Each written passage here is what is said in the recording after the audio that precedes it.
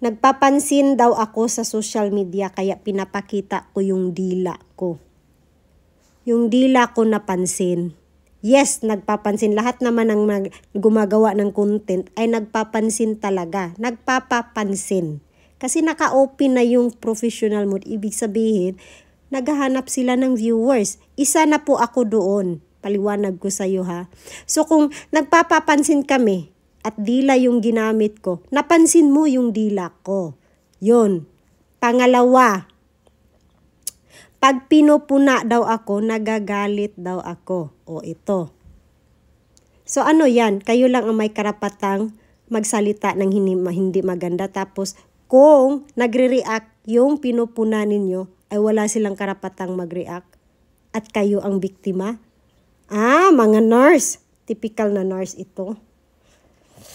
Typical na nurse. Biktima sila pag mag-react ka.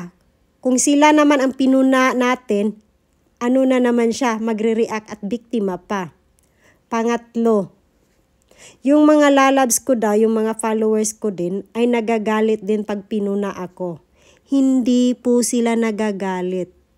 Sinasabi lang nila kung paano nila ako nakilala. At hindi yan. Isipin ninyo, sinasabi lang naman, hindi naman talaga siya ganyan, content lang yan. Ang sasabihin nila, ngayon sasabihin nyo nagagalit. Hindi sa pagtatanggol, hindi ko nakikitang pinagtanggol ako dyan. Sinasabi lang nila kung paano nila ako nakilala. Kasi pinili po nila na kilalanin ako sa likod ng aking content. Hindi sila nanguhusga kaagad. Hindi katulad nyo na grabe husga kaagad. Hindi nga ninyo kilala yung tao. So nakikita ko kung anong klase. Merong mga tao mas pipiliin nilang kilalanin yung pagkatao ng isang tao.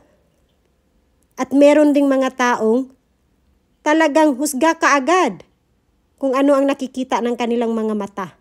So yung mga tao yun, na mas pinili nilang husgahan kaagad yung nakikita nila. Kayo yung mga nasa sa puso na ninyo yan. Nasa sa puso na ninyo talaga yan. Kasi kung ano ang meron dito sa puso nyo, siyang lalabas ng iyong bibig at ng iyong isipan. Puso nyo yan. Pero yung mga taong mas pinili akong kilalanin sa likod ng aking content, sila yung mga taong curious. Sila yung mga tao na gusto nilang kilalanin ng isang tao bilang isang tao. Hindi dahil sa nakikita nila.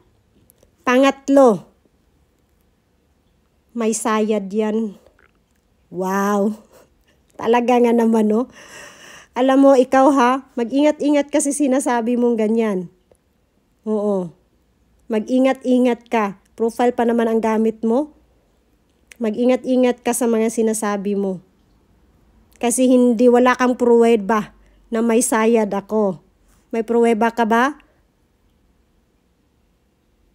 Ayan. Mag-ingat ka ha. Baka daginutin kita dyan. Ay, hindi ako man daginot sa'yo. Pareho lang tayong pobre. Pero kaya kang daginuton sa uban ba? Mag-ingat ka sa sinasabi mo. Lalong-lalo na't wala kang pruweba na may sayad yung tao. Mabigat yan. Mag-ingat ka. Pero hindi kita daginutin, sus Ginoo. Di na lang kung daginot ni mo Kung daginuton ta ka. Kung mayaman ka siguro, daginuton ta ka. Pero pareho lang man tang pobre ayo Mga mayayaman, hindi rin ganyan magsalita.